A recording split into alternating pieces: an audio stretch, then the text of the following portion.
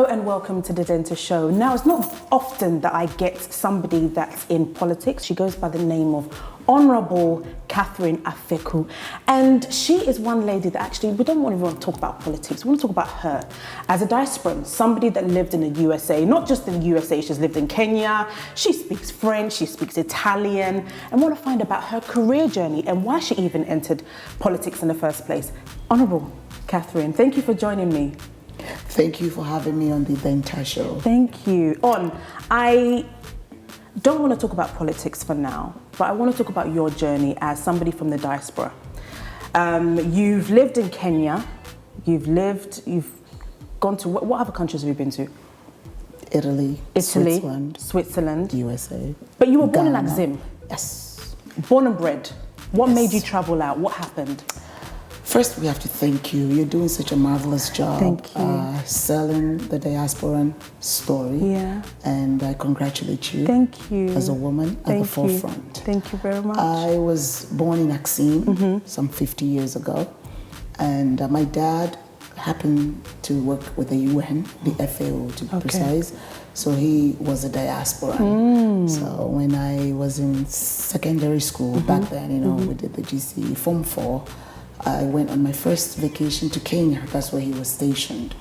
And he made a promise that if you go back, finish your GCE O level, and you pass well, you come and live with me and your stepmother. Okay. He was an African American. Okay. So that's all I worked on. I made sure I got my ones, I passed, and 2 weeks into my sixth form, I was whisked away, and I was 16, Wow. going on to 17. So I left Ghana and moved to live in Kenya and started university. So I skipped lower and upper level of the sixth form education. So I went straight to an American university in Kenya. Wow. That's how the journey started. That's how the journey started. So after university, what happened? After doing the first degree in Kenya, USIU, United States International University, my dad felt that, as a young woman growing, he felt I was such a bubbly person that I should go into hotel management school. I fought him. Look how Providence has turned things around. I thought he was pushing me in a role that was typically feminine. Yeah. So I fought him, but he felt and saw the vision. So I was shipped off to Switzerland to a hotel management school called École des Roches. And that's where I ended up in Oh my Europe. goodness. Yeah, it was a school that recruited people in the Kenyan market for training. Okay. I didn't feel at that time that I was cut out for that. And it was precisely because he was the one pushing me. So I actually left the school.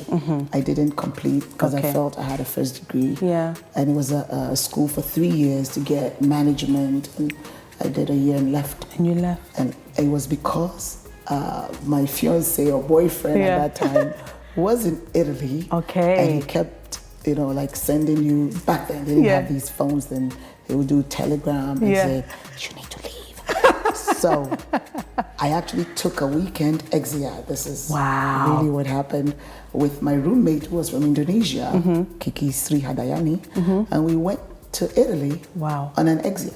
And I never returned. And it's an interesting story. I was on a bus. I had gone in and I was always reading, learning the language, watching TV. And I was on a bus reading, and the passenger sitting next to me, she's called Signora Piera, asked me, what do I do? I said, I don't do anything. So we're looking for somebody to teach third grade, class 3 children English. That's how it started. I didn't apply for anything, and I went in. How I got to learn Italian was the commune. It was called Comune di Novulenro.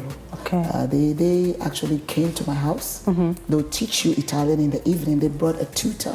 And then in the morning, you go to school and teach the kids. So if I were to say book, I have to say that in Italian for the kids to understand that book is libro. Yeah, Book, because they had not had any English. That was when it was called the EEC or something. Italy was joining the European Union. So they needed to come up with the generation to speak English. I was part of that experiment, and I taught for 3 years in Italy. Wow. So the political journey. So you were in church one day on a mic. and somebody comes in and is like, you need to move back to Ghana. You know, tell us about that. I call her my mentor, my big sister. It was actually, I didn't know much about the politics here. We were very much into corporate USA. Yeah. And the late Jake Otanka Obechibilamte and Madame Oboshi Kofi had visited Atlanta. They came to the Beniza Church. It was actually after church. They had organized Ghanaians, the Ghanaian community, to meet them and talk to them about the new government. They had just come in. And I was always the master of ceremonies for the Ghanaian community. I was doing a lot of voluntary work, you know, I didn't know I was building myself a political career, but yes, I was the MC for the Nzima Association, Ghanaian, a lot of activities in the Ghanaian community. I was playing those roles. So I was asked by the Ghanaian Community Association to do the hosting of 2 ministers who had come from Ghana. So when I finished, Mrs. Oboshi Kofi came over to me and said, "You should be home." I'm like, "What for?" What you mean? And she said, "No, we need women, young diasporan like you." I was a diasporan too, and I've moved home, and there's a new government, and you should be part of it. And I was very practical, and I said, "Well, I have a job. I'm part of NPP USA. I think that's enough. So if I get the job, then I can move." And she said, "I'll work on it." I was interviewed over the phone in my house in Atlanta by her to officially accept a job as a spokesperson on infrastructure. And I got the letter signed by Honorable Kudumpianin before I moved. So what do you think about people that are in the diaspora that are looking to go back to Ghana? Do you think that they should be waiting for that letter, or do you think that sometimes you have to take the risk? I know you were able to get some type of guarantee, but others may not have that and just take the risk of coming.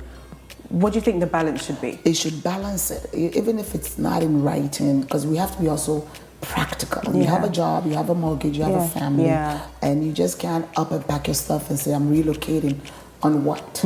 So as much as we have come home and we are urging our people, because we, the diaspora, we're the key to solving these economic challenges of our nation, but get some form of fallback plan so you don't get disillusioned. Talk to companies. Now it's even better than 202-204. You have video conferencing, you have a lot of technology that you can be interviewed and feel that you have a commitment from corporate Ghana or a business. But number one principle, have something in writing. If not, a verbal commitment that you can hang on to.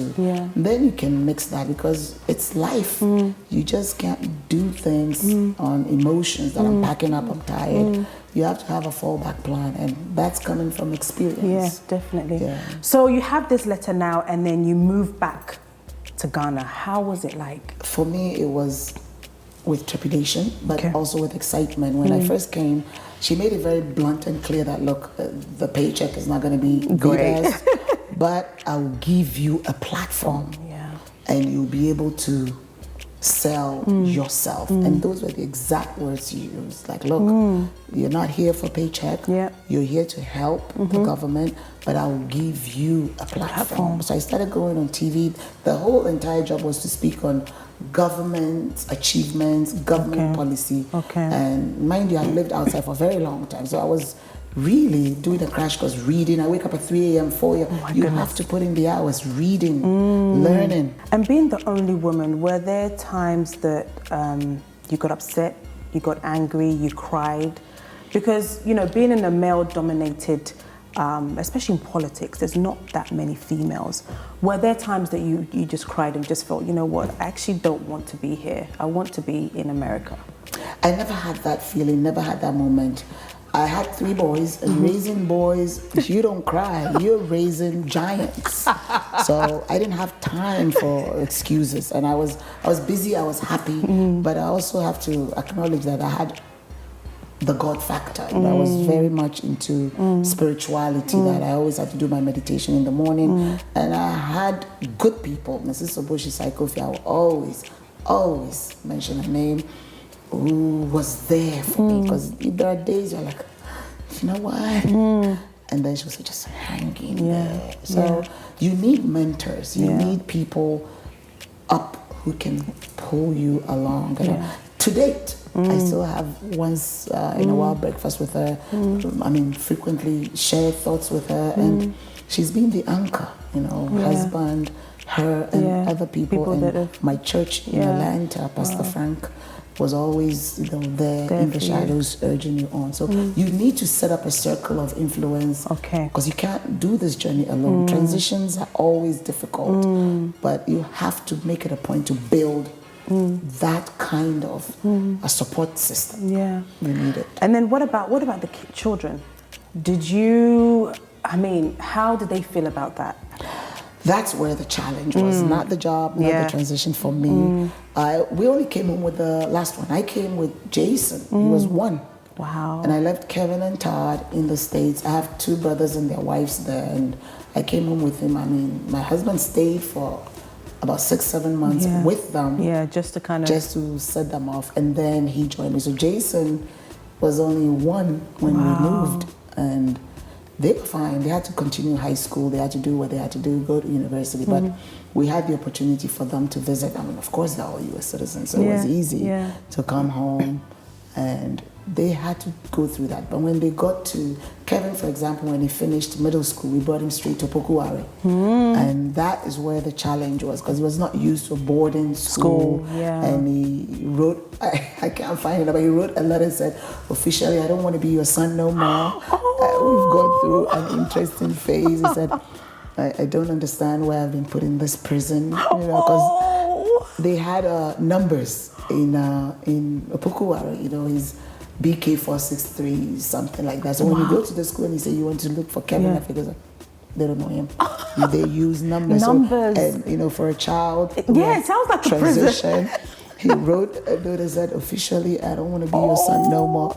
Oh my goodness. Now, later on in life, when he went back to Georgia Southern, he actually said, Ma, the best thing that happened to me was going to Pokuare, because everything that we're doing in his first year in college, he had already done it. Yeah, so it's good to kind of communicate with them. From my own experience, I sat them down and I said, look, your dad and I have decided we're going back home. This is home. And you're coming along, and this is what you have to go through. So the second one also came. He was younger, so we went through Queensland International. Wow. Honorable Osafo helped us to get them through. And he went through till it was time for him to go back to college. So he also went back to Georgia Southern. He's at Georgia Southern. Wow. Jason stayed through it all. Wow. He finished BEC. He finished before. And then he got a scholarship to a school in the States. On the note of scholarship, you actually set one up yourself. Yes. And we'll talk about that scheme after the commercial break. See you guys. Imperial Homes Ghana and Great Britain has carved a niche for itself within the real estate industry as the premier provider of luxury homes in Ghana and England, with a mission to provide safe, good value, modern housing and personalized estate management services to its clients and customers. All our homes meet the Lifetime Home Standard, as well as the highest standards of engineering excellence, safety, environmental sustainability, and cost efficiency. Imperial Homes, a signature of luxury. Gwira Card welcomes you to the land of gold, Ghana. The Gwira Card is a unique loyalty card which gives you the opportunity to enjoy discounts of up to 40% on goods and services. You enjoy discounts of the best of hotels, amazing restaurants, beauty lounges, spas, health centers, fashion houses and shopping centers in Ghana. The Gwira Card can also be used as a prepaid Visa card with Access Bank, our partners, offering you conveniences on all payment platforms. Applications is safe, secure and valuable. Call us or WhatsApp us on 0245 156 705. Visit www.gwiradiaspora.com.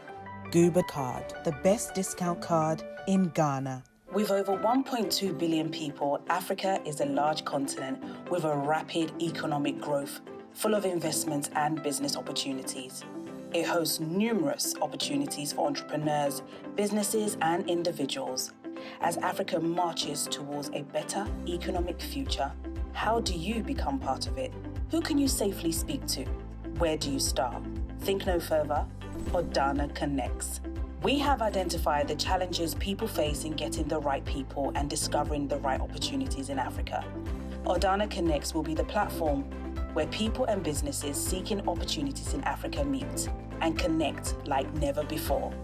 Ordana Connect. Join our waitlist for early access this summer at www.ordanaconnect.com.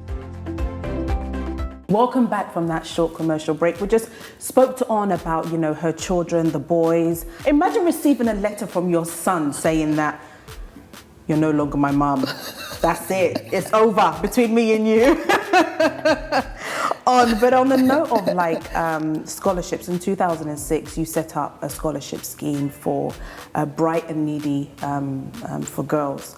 What was this scheme all about, and what made you start a scholarship scheme?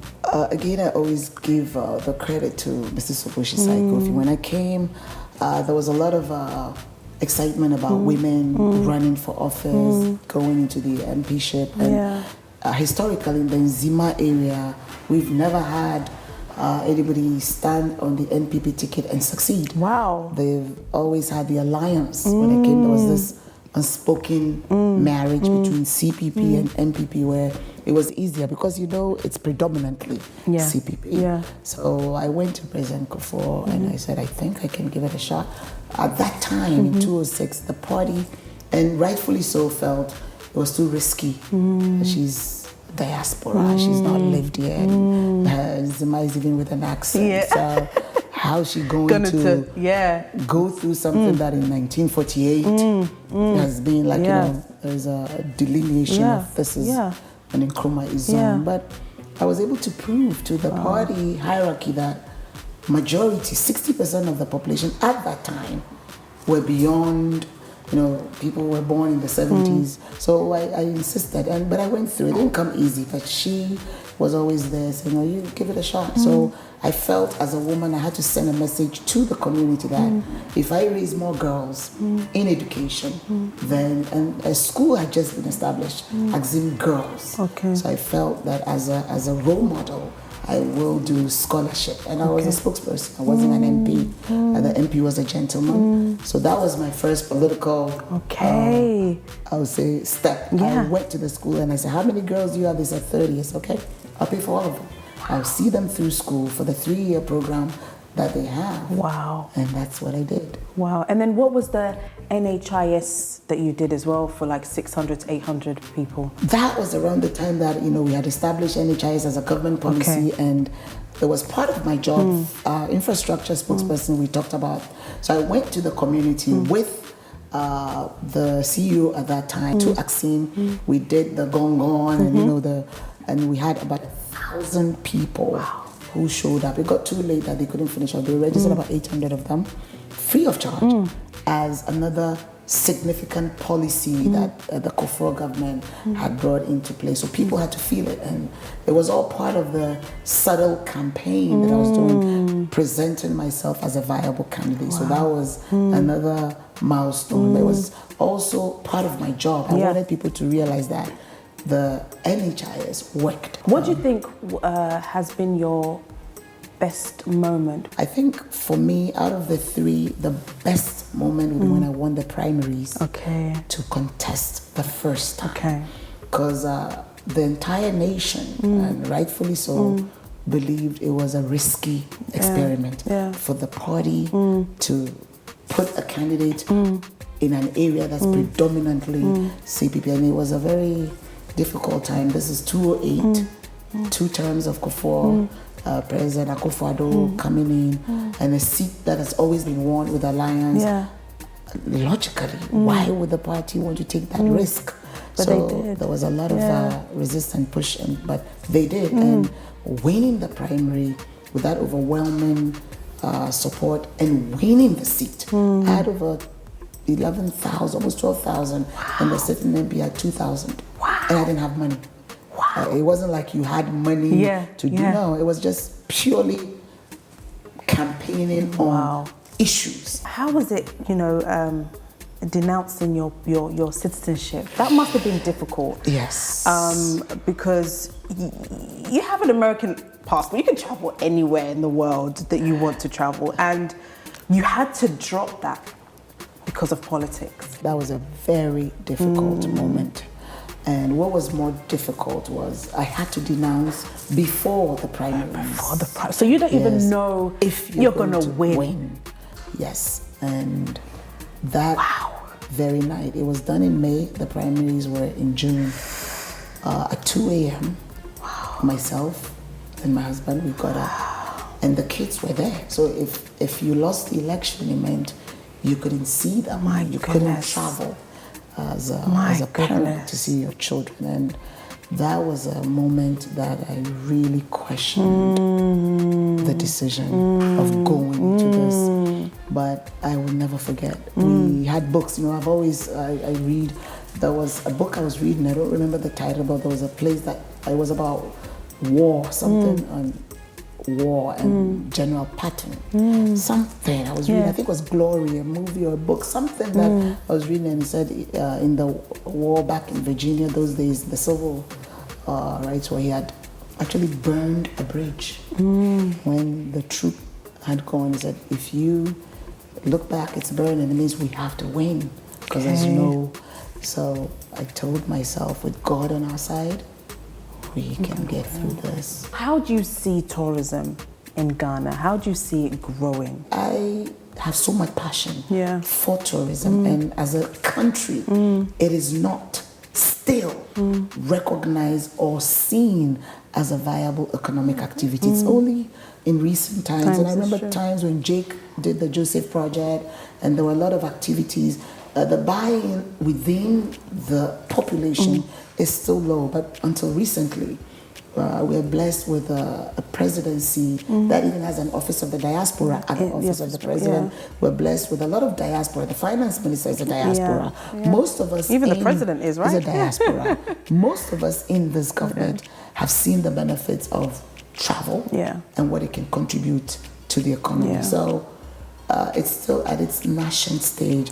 Infrastructure leading to tourist side is still a challenge, and the culture of picking up the family and going to a resort or something is still at its nascent stage, and rightfully so, because the ambience to create it is still in its growing stage. So I feel very strong that if we have a dedicated focus for this sector, it can employ more people than any other sector. And I believe it because I saw it in Kenya. They don't have gold, they don't have oil, they don't have cocoa, but they have tourism. And every single citizen in that country is a tour guide. And that's the vision. I want to talk about See Ghana, Wear Ghana, Be Ghana, Eat Ghana. What made you come up with this campaign? When we first assumed office, I realized that there were a lot of disconnections in terms of themes and promoting domestic tourism.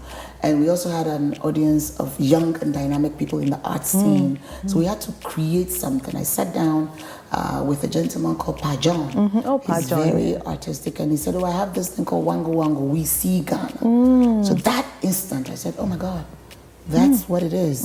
We need to build on that. So I'm going to do a policy around what you're doing just to ignite the talking, the conversation. So I sat with my team, GTA, which is always my buffer zone, and because they will have the Ghana Tourism Authority. And I said, I want to do a policy, I want to do a campaign to promote domestic tourism. So we sat and we came with SEW, See Ghana, Eat Ghana, and Wear Ghana. And then GTA Akwesi said, Madam, let's add Feel Ghana to do the music part. So that became, and we launched it at the Osu Christian Borg, and it was an amazing experience that people actually buying into it. We're seeing Ghana through the domestic. So we did a tour with a bus. State Transport gave us a few buses, we branded it, and we're eating Ghana because Pajon could do this, exquisite Ghanaian dishes, but it looks really presentable. And we're promoting local caterers and Wear Ghana, as that's been my ID now. As much as I can, I wear African prints, and also to promote the fashion industry. So before I got you on the show, I asked people to send in questions. So there's a few questions that I'm going to read out to you that you have to answer. So one of the questions is, what are you doing to promote tourism abroad, especially to those countries who like to visit African countries? Well, we have Ghana Tourism Authority. That is the agency that participates in about 8 to 9 fairs across from Asia to Africa to the Americas, and they are mandated to do the farm tours, be part of fairs that promote tourism. Okay. We also have statutory organizational meetings that I attend. Okay. The UNWTO has about 4 or 5 events in a year that you have to, because Ghana is an executive council member. So those are platforms that we use to promote Ghana. And we have Ghana Day when we go to these functions. But beyond that, we are also coming up with programs that we want to go into the diaspora communities, like go to a country, meet Ghanaians, so they will bring their children. We just came from Amsterdam, and there's a Ghanaian lady who does this on her own, Veronica, and she's like, I want you to partner with us. And I think it's beautiful. We have Africans in America who do not know Africa. So we see that as a market segment that we have to tap into. The opportunity is there. We're not marketing it enough. That's why I went on a global media landscape, CNN. So that is part of the corporate ministry strategy to market Ghana as a preferred destination. What is going for us is Ghana is peaceful. We've had 25 years of uninterrupted governance. Ghana is safe. It's secure, and the investment climate is also good. Ghana is seen as a hub in West Africa. The only snag is we are not marketing it enough. So when we met the Greenish team, we told them that we want to do this partnership. It's 5 hours from the UK. You can come on a Monday and leave on a Tuesday and not experience any jet lag. And you can actually do a day trip. Of course. You come in the morning on any other flight, and you leave in the evening with a flight. So you can actually see Ghana as an extension of Europe, because we are the shortest distance. Ghana to UK is 6 hours. Ghana to Spain is 6 hours. So we're actually very close. But we need to market.